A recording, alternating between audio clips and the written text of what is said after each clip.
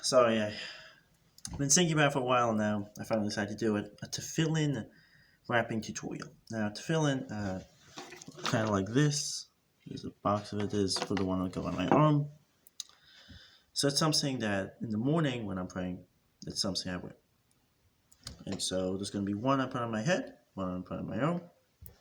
Now, I won't be able to talk while I have them on, so I'm just going to quickly tell you what I'm going to be doing. Because I'm going to make one wrap on my bicep with the box on it, then make 7 on my forearm, stop right there, put on my head, the other one, let straps, fall down there.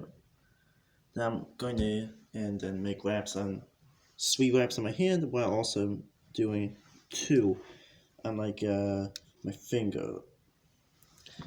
Alright, and the sleeve rolled up, sadly. I